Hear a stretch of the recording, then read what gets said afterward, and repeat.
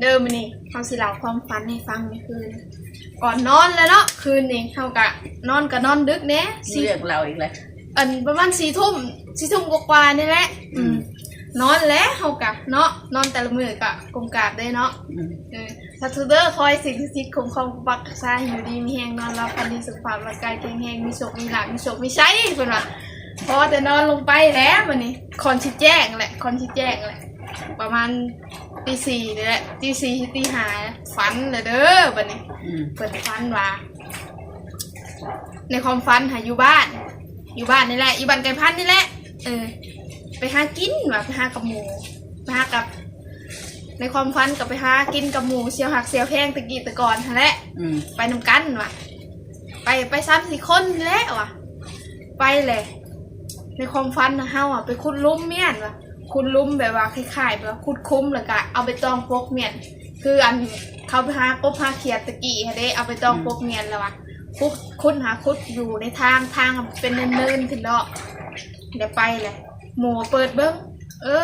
เขาบอกคงยังม้วยเห็นนี่ว่ะเขาก็ย่างใกล้หมูเขาก็เอาขึ้นย่างใกล้เลยเขาก็ไปเปิดเบิ้งมันก็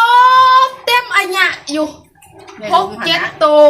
มีแต่โตบางใหญ่เขานี่ป๊าดเขาก็จับเอาแบบบ่ต้องหักขาเลยนะจับมาถึงโตแหลกโดดไปซ้ำบ่ได้บ่ได้ตัวหนึ่งค่ะเหลือจักโตแล้วเขาก็นับแบบบ่ค่อยจืดไปได้ประมาณ6-7 โตนี่แหละ6-7แมลงโอ้ยประมาณ6-7 โตแล้วเขาก็จืดบ่ได้กบค่ะจับมาจนเต็มของอีแม่อีพ่อกบมีแต่โตเขานี่ลายถุงถ้วยอยู่แบบพอเมื่อเฮือนแบบนี้ฟันมาในความฟันใดที่จริงพอเฒ่าตายแต่หลายปีแล้วฟันพอเฒ่าตาย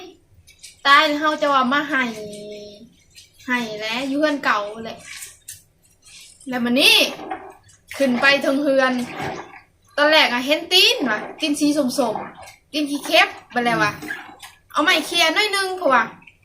ขี้เค็บเป็นแผ่นอยู่หยาบแต่มันบริครบคนไหนมันเป็นแผ่นออกมาอยู่มันไต่มาอยู่คนหนึ่งขี้เค็บมันโดดขึ้นพาเฮือนผมเป็นแผ่อยู่ป้อขี้เค็บ